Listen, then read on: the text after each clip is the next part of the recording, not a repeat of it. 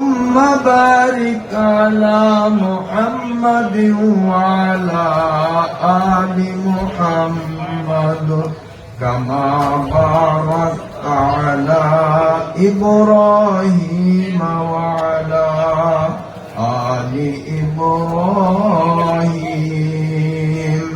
إنك حميد مجيد. أما بعد فأعوذ بالله من الشيطان الرجيم. بسم الله الرحمن الرحيم. فنعم أجر العاملين. صدق الله مولانا العظيم.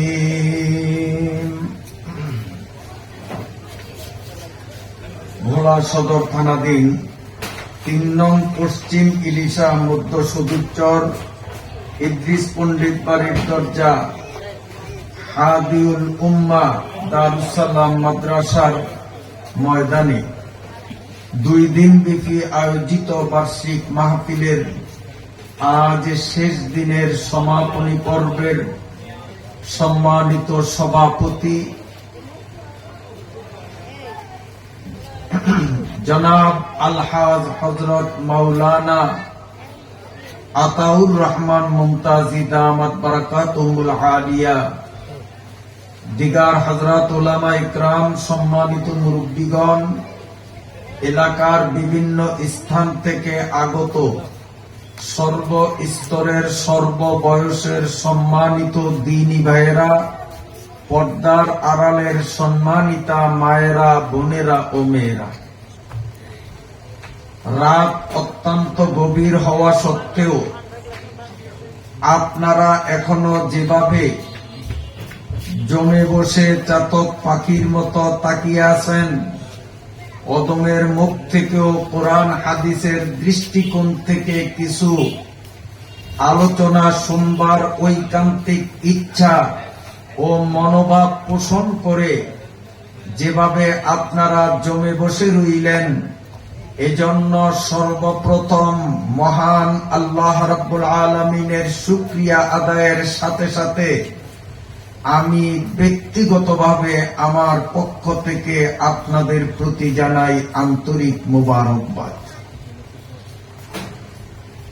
সম্মানিত সুধীমণ্ডলী, যেহেতু রাতের গভীরতা অনেকটাই বেড়ে গেছে, এজন্য ইচ্ছে ছিল যে আমি এসে শুধু মুনাজাত পরিচালনা করব, কিন্তু আপনাদের বসার ধরন দেখে আমার মন চায় যে না, অল্প পরিমাণে হলেও কিছু কথা বলা উচিত। এখন আপনাদের যদি অনুমতি থাকে তাহলে বলার চেষ্টা করব, ইনশাআল্লাহ। কথা বলবো, বিরক্ত হবেন না তো? আলহামদুলিল্লাহ বলেন। আচ্ছা, এই ওয়াজ মাহফিলে আমরা আসছি না আমাদেরকে কেউ আনছে? বলেন। আল্লাহ আনছেন তাই আমরা আসছি, ঠিক আছে তো? আল্লাহ আনছেন তাই আমরা আসছি। এখানে অনেক অসুস্থ মানুষ আছে, অথচ অনেক সুস্থ মানুষ যারা মাহফিলে আসেনি। এখানে অনেক দূরের মানুষ আছে, আমার জানা মতো কোথায় মানিক বাগাবাড়ি, আমি তো চিনি, বলার মানুষ, সেখান থেকেও লোক আসছেন, অথচ নজর করলে দেখা যাবে প্যান্ডেলের থেকে 10-15 হাত দূরে বাড়ি, কিন্তু মাহফিলে আসে নাই। এতেই বোঝা যায় যে আমরা আসতে পারি নাই, একজন আমাদেরকে আনছে, যার কারণে আসতে পারছি। যিনি আনছেন তিনি কে? তিনি আল্লাহ। আল্লাহ আসলে আছে না নাই? আসলে আছে না নাই? সবাই স্বীকার করে কথা? না, সবাই স্বীকার করে না। আমরা যারা আস্তিক, পৃথিবীর মানুষগুলো মৌলিকভাবে 2 প্রকার। এক প্রকার আস্তিক, আরেক প্রকার বলেন না রাত বেশি হয়েছে, সব ওয়াজ যদি আমারে দিয়া করান, একলা আমি করলে সময় বেশি লাগবো, ভাগাভাগি করিয়া কদ্দুর আমি কদ্দুর আপনারা, তাইলে তো ওয়াজ তাড়াতাড়ি শেষ হবে। ঠিক আছে তো? তাহলে মৌলিকভাবে দুনিয়ার মানুষ কয় প্রকার? 1 নম্বর আস্তিক, 2 নম্বর আস্তিক বলে যারা আল্লাহ আছে বলিয়া স্বীকার করে, মুসলমান, হিন্দু, বৌদ্ধ, খ্রিস্টান, এসব আস্তিক। এরা স্বীকার করে যে আল্লাহ একজন আছে, হিন্দুরাও স্বীকার করে। আর নাস্তিক যারা, তারা আল্লাহকে স্বীকার করে না। নাস্তিকরা আসলেই পাগলের দল, যার কারণে তারা দুনিয়ার অনেক ডিগ্রি, অনেক বিদ্যা বুদ্ধি অর্জন করা সত্ত্বেও সৃষ্টিকর্তা আল্লাহ যে একজন আছে এই জিনিসটা বুঝতে পারে নাই। তাই তারা বুদ্ধিমান না পাগল? বুদ্ধিমান না পাগল? আল্লাহ তাআলা আমাদেরকে বুদ্ধিমানের কাতারে রাখলেন, এজন্য আল্লাহর শুকরিয়া আদায় করি, বলুন আলহামদুলিল্লাহ। আদমিয়ত দাদাই বাজম মুসলমা করদাই, আদমিয়ত দাদাই বাজম মুসলমা করদাই, আয় খুদা কুরবা সওয়াম এসা বরসা করদাই। আল্লাহ ইচ্ছে করলে আমাদেরকে জীব জন্তু, পশু পক্ষী বা মাছ গাছ বানাইতে পারতেন কিনা?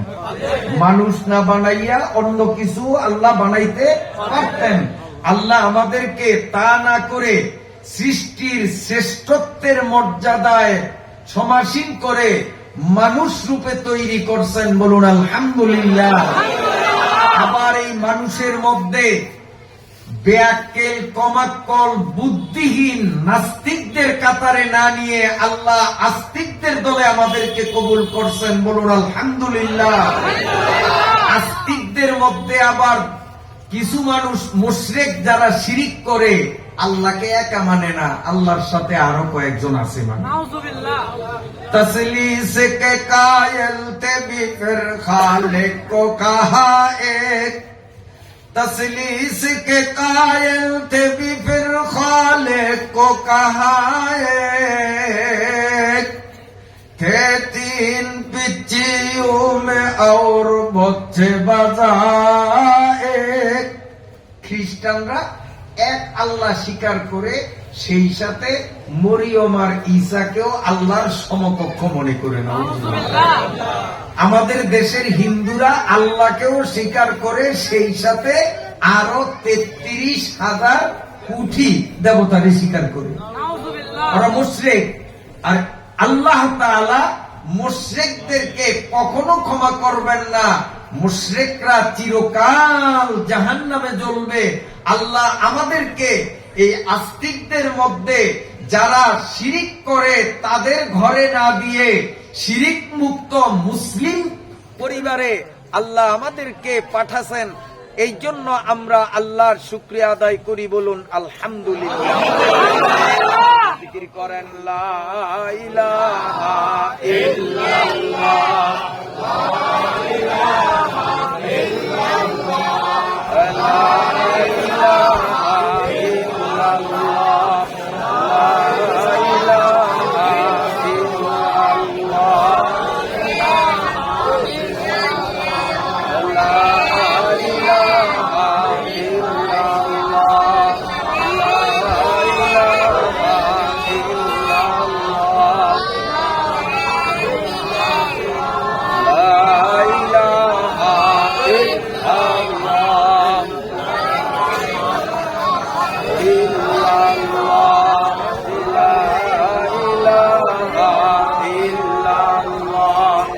লা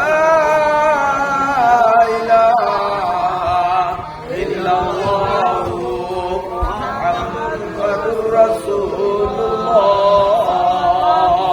আল্লাহ তাআলা আমাদেরকে মুসলমানের ঘরে পাঠিয়েছেন। এটা আল্লাহ পাকের এত বড় নিয়ামত, কিয়ামত পর্যন্ত সিজদায় পড়ে থাকলেও এর শুকরিয়া আদায় হবে না। খুব খেয়াল করি। বিদ্যুৎ চলে গেছে তো জেনারেটর, আর জেনারেটর তো বিদ্যুতের তুলনায় দুর্বল। আলহামদুলিল্লাহ, চলুন অল্প সময়ের মধ্যে আমরা ইনশাআল্লাহ কথা গুটিয়ে মুনাজাত দিয়ে দুদিন ব্যাপী মাহফিলের আজ পরিসমাপ্তির দিকে যাব ইনশাআল্লাহ। সম্মানিত হাজিরিন, অল্পক্ষণ আগে আপনারা আপনাদের কষ্টার্জিত হালাল ভাবে উপার্জন থেকে মাদ্রাসার জন্য নগদ বা বাকিতে দান করছেন, এজন্য আপনারা খুশি না বেজার? দান যারা করছেন খুশি না বেজার? খুশি। কেন কেন খুশি? দান করলেন, এরপরও আপনারা বসে রইলেন। দানের অনেকগুলো উপকারিতা, এই যে আপনারা দান করলেন, কি পাইলেন সংক্ষেপে একটু বলেই আমি সামনে দুই চারটি কথা বলে শেষ করব। হাদিসের ভাষ্য মতে দানের অনেকগুলি উপকারিতার মধ্যে উল্লেখযোগ্য তিনটা উপকারিতা আপনাদের সামনে আমি বলছি। দানের এক নম্বর উপকারিতা হলো দানের দ্বারা বিপদ দূর হয়। বিশ্বাস হয় আপনাদের? দানের দ্বারা আমার আগে যিনি আলোচনা করেছেন উনি বলছেন as-সাদকাতু তারুদ্দুল বালা, এই হাদিসটা পড়ছেন না? অর্থ কি? নবীজি বলেন সদকায় বিপদ দূর করে। আপনাদের বিশ্বাস হয় কিনা? সদকার দ্বারা বিপদ দূর হয়। তা আপনারা যে মাদ্রাসায় দান করলেন সদকা, এর দ্বারা আল্লাহ অনেক বিপদ থেকে আপনাদেরকে হেফাজত করবে, বলুন আলহামদুলিল্লাহ। তার একটা প্রমাণ দেখাই। কিতাবের মধ্যে লেখে প্রাচীন কালে একজন গরিব মানুষ, মূর্খ মানুষ, কিন্তু খুব আল্লাহওয়ালা, দিনদার। এই মানুষটা সকালবেলা খালি পেটে ঘর থেকে বাহির হইতেন, পাহাড়ে যাইয়া পাহাড় থেকে শুকনা লাকড়ি সংগ্রহ করিয়া বাজারে বিক্রি করতেন। তাতে যা পয়সা রোজগার হতো তা দিয়ে কোনো মতে সাধারণ কিছু সদাই করে নিজেদের সংসার পরিচালনা করতেন। খুব গরিব মানুষ। উনি যখন লাকড়ি সংগ্রহের জন্য পাহাড়ে যাইতেন, স্ত্রী রুটি তৈরি করে, ও দেশের মানুষ তো রুটি খায়, বাঙালি যেমন ভাতে মাছে বাঙালি, আর বিদেশিরা ভাতে মাছে না, ভাত তাদের শখের বিষয়, মাসে 2-1 দিন খায়, সব সময় খায় তারা রুটি। তাও সৌদি আরব গেছি, এমন রুটি লবণ দেয় না, খাওয়া যায় বিনা লবণে, আটারে বাসপানি দিয়ে গুললেই রুটি বানায়, মুখে দিলে আমাদের আসে বমি, আর ওরা দিয়ে খুব আনন্দ করিয়া খায়। আচ্ছা, যাই হোক, তো স্ত্রী রুটি বানাইয়া প্রতিদিন স্বামীর জন্য রুটি নিয়ে যাইতেন। একদিনের ঘটনা, ঘরে আটা ছিল সামান্য, এই আটা দিয়া মহিলা 2টা রুটি বানাইবেন, অল্প আটা, 2টা রুটি, একটা নিজের আরেকটা স্বামীর। রুটির স্বামীরটারে পোটলা বানছেন, স্বামীর নিয়ে খাওয়াইবেন, আর নিজের রুটিটা খাওয়ার জন্য দস্তরখানের উপরে রুটি 1 গ্লাস পানি নিলেন। এবার বিসমিল্লাহির রহমানির রহিম বলিয়া এইভাবে রুটির কিছু অংশ ছিঁড়ছেন, এখন মুখে দিবেন। এই অবস্থায় একজন মহিলা ঘরের দরজায় দাঁড়াইয়া আওয়াজ দিল, ও আল্লাহর বান্দি, আমি খুব ক্ষুধার্ত, আমার নাকে রুটির ঘ্রাণ লাগতেছে, আমাকে ক্ষুধা নিবারণের জন্য আল্লাহর ওয়াস্তে একটা রুটি দান করেন, দানের দ্বারা বিপদ দূর হয়, আল্লাহ আপনাকে বিপদ মুক্ত রাখবেন। এই কথাগুলো কে বলছে? একটা ফকির, কথা বলছেন না, একটা গরিব মহিলা। গরিব মহিলা যে আমাকে আল্লাহর ওয়াস্তে একটা রুটি দেন, আল্লাহ আপনাকে বিপদ থেকে মুক্তি দিবেন। মহিলা দানে বিপদ দূর হয় এই কথায় বিশ্বাসী হইয়া ওই যে রুটির ছিঁড়া অংশ, এই ছিঁড়া অংশ মুখের কাছে না দিয়ে মুখের সামনের থেকে ওটাকে ফিরিয়ে এনে এইভাবে ভাঁজ করে পুরা রুটিটা মহিলার হাতে আল্লাহর ওয়াস্তে দান করে দিলেন। মহিলার সাথে সাথে দোয়া করলেন, আল্লাহ, আল্লাহ তোমার বান্দি।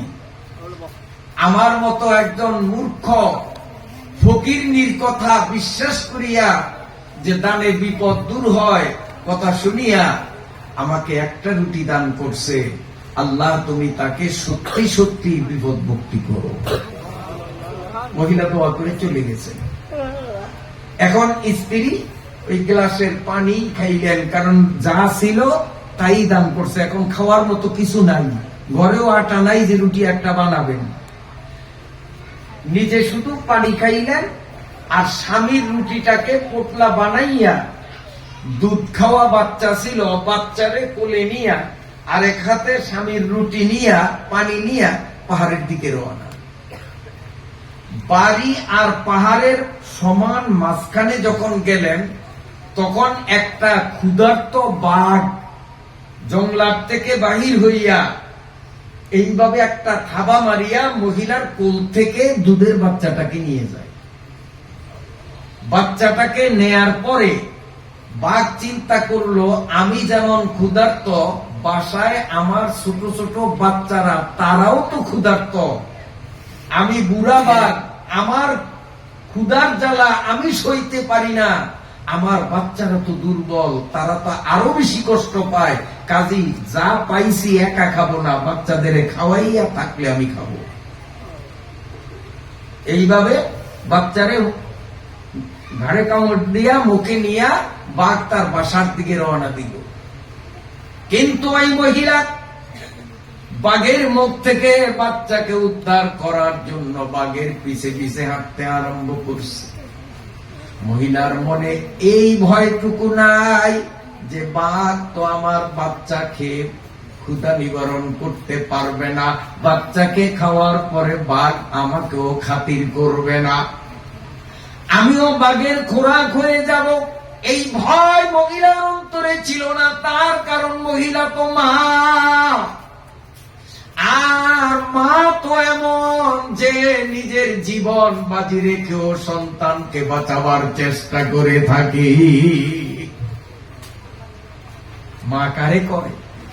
বউ পাওয়ার পরে কুলাঙ্গার যেগুলো মানবরূপী পশু, দেখতে দেখা যায় মানুষ, আসলে পশু, বরং পশুর চেয়ে নিকৃষ্ট এই জাতের মানবরূপী পশুগুলো বউ পাইলে আর মারি চিনে না। আপনাদের এলাকায় এরকম বেয়াদব পোলাপাইন নাই? বউ পাওয়ার পরে আর মা চিনে না, শাশুড়িরে শুধু আম্মা বলে না, আম্মা জান, আমার লোক এবার জান লাগায়, আর মায়েরে কয় বুড়ি। ভোলার আঞ্চলিক ভাষায় অতি হেতি, মা কইতে শরম লাগে, আছে না? না, মা কি জিনিস বোঝো? যেহেতু আরিফ বিল্লাহ ভুলবি আমার আগে মা সম্পর্কে আপনাদের সামনে অনেক মর্মান্তিক কথা বলেছে, মনে আসেনি আপনাদের? সেই সাথে যোগ করে আমি এক সত্য ঘটনা আপনাদের শুনাইতে চাই। ভোলা অনেকদিন আগের কথা, হাবিব মেডিকেল সেন্টার চিনেননি আপনারা? এই হাবিব মেডিকেল সেন্টারে এক গর্ভবতী মহিলাকে ভর্তি করানো হলো। ডাক্তাররা পরীক্ষা নিরীক্ষা করলো। এবার রোগী বিছনায় শোয়া, ওই বিছনার পাশে মহিলার স্বামীর পক্ষের আত্মীয় স্বজন, বাবার পক্ষের আত্মীয় স্বজন সব দাঁড়ানো। ডাক্তাররা সবাইকে সম্বোধন করে বলতেছে, আমরা পরীক্ষা নিরীক্ষা করে দেখলাম পেটের ভিতরে বাচ্চাটা যে আছে খুব বেহাল অবস্থায় আছে, অপারেশন ছাড়া, সিজার ছাড়া বাচ্চা বের করা যাবে না, নরমালে হবে না।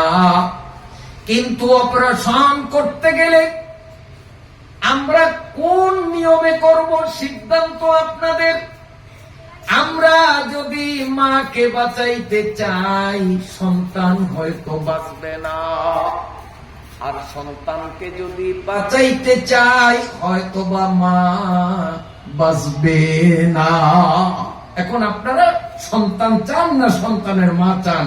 আমরা মহিলারে বাঁচাবার চেষ্টা করব না তার গর্ভস্থ পেটের সন্তানকে বাঁচাবার চেষ্টা করব? মহিলার মায়ের পক্ষ, বাবার পক্ষ, স্বামীর পক্ষ, উভয়ে চোখের পানি ছেড়ে বাবা বেশ উদ্বেলক কণ্ঠে বলে, ও ডাক্তার সাহেব, হায়াত মৌতের মালিক আল্লাহ, ঠিক না ঠিক? আপনারা মাত্র উসিলা, আপনাদের হাতে ধরি পায়ে ধরি, গাছ থাকলে একদিন না একদিন ফসলের আশা করা যায়। আপনারা রুগীকে বাঁচাবার চেষ্টা করেন, সন্তান বাঁচলেও ভালা, না বাঁচলেও ভালা। আমাদের সন্তান লাগবে না, রুগীকে বাঁচাবার চেষ্টা করুন। ডাক্তাররা বললেন ঠিক আছে। মহিলা সব কথাগুলো শুনতেছিল, জোরে কথা বলতে পারে না, হাতের ইশারায় ডাক্তারকে কাছে আনলো। ছোট্ট ছোট্ট আওয়াজে ফেস ফেস করে বলে, ও ডাক্তাররা, আমার আত্মীয় স্বজনেরা, আপনারা মিলে কি ষড়যন্ত্র করছেন আমি সব দেখতেছি। যেই সন্তানরে আমি 10 মাস 10 দিন গর্ভে ধারণ করে কত পরিশ্রম কত কষ্ট করেছি, আপনারা পুরুষ মানুষ, আপনারা বুঝবেন না। একটা সন্তান পেটে ধারণ করে কত কঠিন, সন্তানের মা সারা দুনিয়ার কেউ জানে না। আমি যে সন্তান 10 মাস 10 দিন পর্যন্ত গর্ভে ধারণের কষ্ট সয়ে আসছি, আবার কলিজার টুকরা ওই সন্তানকে মারিয়া আবারে বাঁচাবার চেষ্টা করবেন? না না, তা হবে না। আপনাদের পায়ে হাত রাখিয়া বলি, আমারে মারিয়া হইলেও আমার সন্তান রে বাঁচা। ওই মায়ের মনে দুঃখ দিয়ে কপাল পুরাইও না রে বাবা, আমি খাই কে ছবি নেক নাম, খিদমতে মা দর পে দর কুন সুবহ শাম। সারাক্ষণ মা বাবার খিদমত করতে হবে, তাহলে দুনিয়াতেও ভালো, আখিরাতেও ভালো।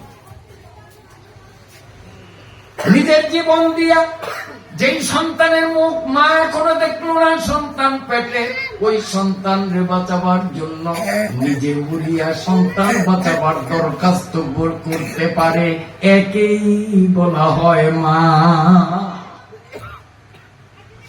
ওই মা বাঘ যে তারে খাইবে সেই চিন্তা করে না, কারণ সে মা। আমি মরি তবু আমার বাচ্চাকে উদ্ধার করা যায় কিনা, বাঘের পিছনে চিল্লাইতে চিল্লাইতে মহিলা যখন চলতেছিল, হঠাৎ মহিলা দেখতে পাইল আকাশ থেকে এক হুজুর, মাথায় পাগড়ি, গাল ভরা দাড়ি, লম্বা জুব্বা পরিহিত একজন হুজুর মানুষ আসমান থেকে এইভাবে নামতেছে। নিচে নাইবা এক দৌড়ে বাঘটারে ধরলো, বাঘটারে ধইরা পার ঘাটটাকে মোড়ান দিল, বাঘ বাচ্চাটাকে মুখ থেকে ছেড়ে দিল। এবার এইভাবে ফাঁসার মেরে বাঘটাকে টুকরো টুকরো করে ওই বাচ্চাটাকে এনে মহিলার কোলে দিয়ে বলল, ও আল্লাহর বান্দি, এবার নিরাপদে তোমার বাচ্চা নিয়ে যাও। মহিলার সঙ্গে সঙ্গে হুজুরের যাবার আঁচল ধরলেন আর বললেন, হুজুর, এই বিপদ মুহূর্তে আপনি এত বড় উপকার আমার করলেন, আপনি যদি না আসতেন আজকে আমার বাচ্চার পরে আমারও জীবন ভাগে শেষ করে ফেলত। এত বড় উপকার করলেন, আপনার পরিচয় না দিতে আমি আপনারে ছাড়ব না। কে আপনি? কোত্থেকে আসলেন? কি করে বুঝলেন এত বড় উপকার আপনি কেন করলেন? ওই হুজুর বলে, আল্লাহর বান্দি, তুমি আমারে হুজুর হুজুর বলতেছ, আমি কোনো হুজুর না, আমি কোনো মানুষ না, মানুষের সুরত ধরিয়ে আসলাম, মানুষের রূপ ধরিয়ে আসলাম। আমি আল্লাহ তাআলার একজন ফেরেশতা, চতুর্থ আসমানে বসবাস করি। এইমাত্র আমার আল্লাহ আমারে বলে, ও ফেরেশতা, তোমার এখন ইবাদত করা লাগবে না, ইবাদত ছাড়িয়া তাড়াতাড়ি জমিনে যাও। আমার এক বান্দি দানে বিপদ দূর হয়। নবীজির কথা ফকিরের মুখে শুনিয়া বিশ্বাস করিয়া তার রুটিটা দান করেছে, নিজে উপবাস রইল। এই মহিলার বাচ্চা বাঘের খোরাক হয়ে গেছে। এত বড় বিপদ, যদি এই বিপদ দূর না হয়, বাঘে যদি বাচ্চাই খেয়ে ফেলে, আমার নবীর হাদিস মিথ্যা হয়ে যাবে। অতএব চতুর্থ আসমান থেকে এক লাফে তুমি জমিনে যাইয়া বাঘটারে মারিয়া মহিলার বাচ্চা তার কোলে ফিরাইয়া বিপদ মুক্ত করে দাও। उसने सुल्तान मुसल्लम मरूरा निस्ते कसरा गोराए चू অচেরা। আমার আল্লাহর কুদরত, দানের দ্বারা আল্লাহ এইভাবেই বিপদ মুক্তি দেয়। সুবহানাল্লাহ, সুবহানাল্লাহ। এই আপনারা দান করলেন, 1 নম্বর দানের দ্বারা বিপদ দূর হয়। 2 নম্বর, দানের পরে দোয়া করলে দোয়া কবুল হয়। বলুন আলহামদুলিল্লাহ। আপনারা দান করছেন, কিছুক্ষণ পরে আমরা দোয়া করব, দোয়ার মাধ্যমে বিদায় হব না আজকে।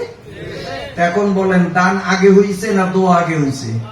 দান আগে, তারপরে দোয়া। আর হাদিস দ্বারা প্রমাণ, আগে যদি দান হয় তারপরে যদি দোয়া হয়, ওই দোয়া 100% আল্লাহর কাছে কবুল হয়। দানের পরে দোয়া কবুল হয়, এটার একটু প্রমাণ টানবো, বলবো? কষ্ট হয় আপনাদের, দিবেন না তো আবার, তাহলে বলা যায়? তো শোনেন, অনেক আগের কথা।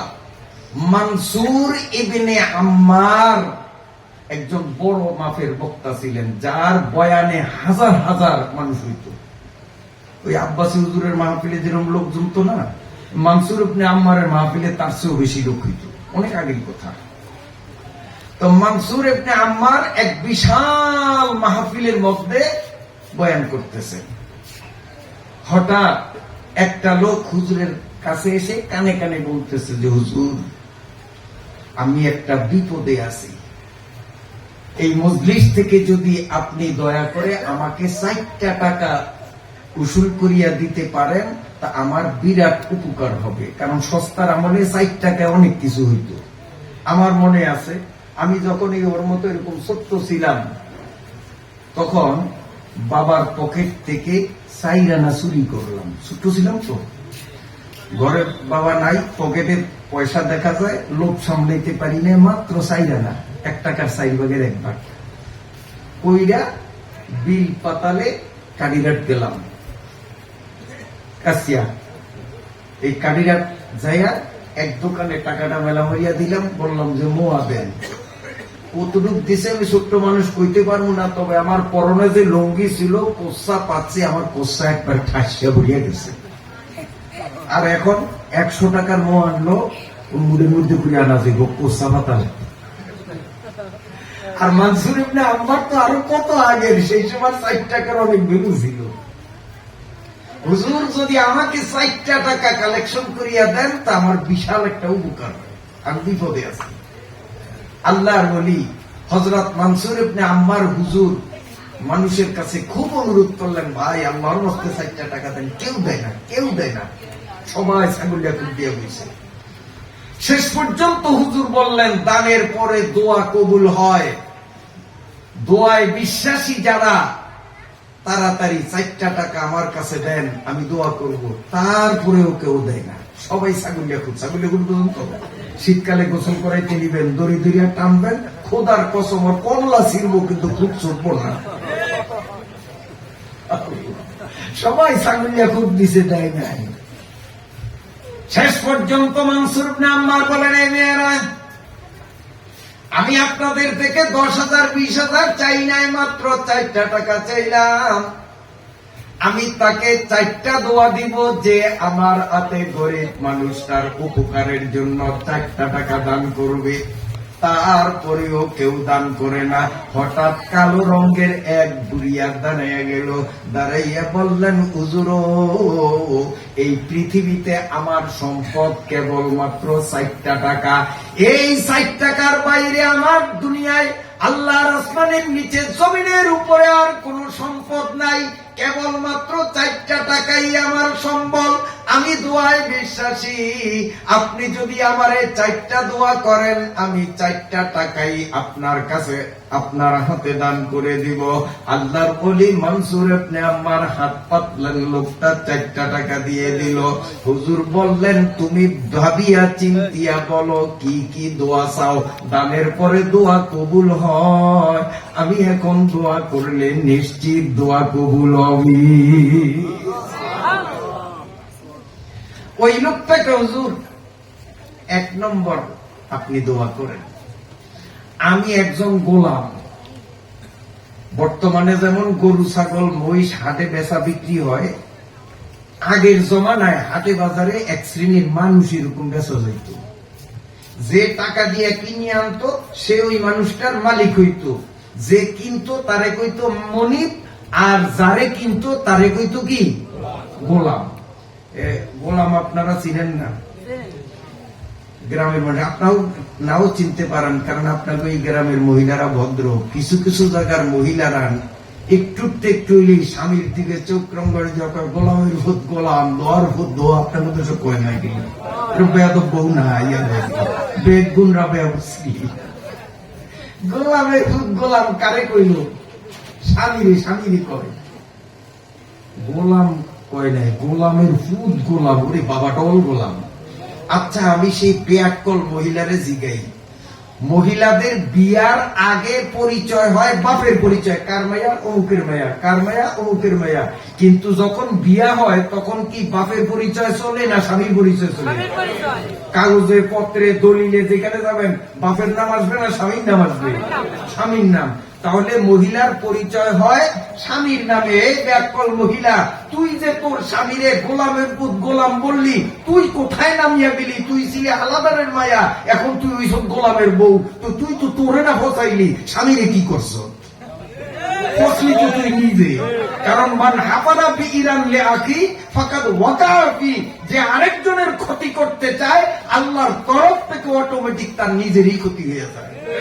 ওই বেয়াক্কল মহিলা স্বামীরে ছোট বানাইতে চাইছে, এই জন্য গোলামের পুত গোলাম কইছে। কিন্তু ও বুঝিয়া সারে নাই যে আমি তো এখন, আগে ছিলাম আলাদারের মাইয়া, আগে ছিলাম কি চৌধুরী সাহেবের মাইয়া, কিন্তু এখন তো আমি হয়ে গেছি গোলামের পুত গোলামের বউ। নিজে কত পছন্দ হচ্ছে আল্লাহ। যাই হোক, এখন গোলাম বুঝছেন তো? তো ওই বুড়িয়ায়, কোন বুড়িয়া? ওই যে 4 টাকা দান করছে, যা ছিল তাই, তার দুনিয়াতে আর কিচ্ছু নেই, আর কিচ্ছু নেই। হুজুর, আমি একজন গোলাম, আমি একজন গোলাম, মনিবের হুকুম আমার পালন করা লাগে, ঠিক মতো মালিকের ইবাদত করতে পারি না। দয়া করিয়া 1 নম্বরে আমার জন্য দোয়া করুন। আপনারা যেমন স্বাধীন মানুষ, আল্লাহ আমাকেও যেন স্বাধীন মানুষ বানাইয়া দেয়, পরের গোলামি যেন আর করা না লাগে। আমি স্বাধীন হইয়া গেলে ইচ্ছা মতো আমার মাওলার ইবাদত করতে পারবো। মনসুর ইবনে আম্মার হুজুর দোয়া করলেন, কা বাবা আর 3টা দোয়া পাইবা, বুঝিয়া শুনিয়া বলো। ওই গোলাম বলে, হুজুর 2 নম্বর দোয়া করবেন, আমি একজন ইমানদার, আমার মনিব একটা কাট্টা কাফের। আপনি আল্লাহর কাছে দোয়া করেন, যেহেতু আপনি বলেছেন দানের পরে দোয়া কবুল হয়, দয়া করিয়া দোয়া করেন আমার মনিবটারে আল্লাহ যেন কলেমা নসিব করিয়া দেয়। দেখলেন হুজুর দোয়া করলেন, আর 2টা ভাবি কি দোয়া? বুঝিয়া শুনিয়া ভাবিয়া চিন্তিয়া বল।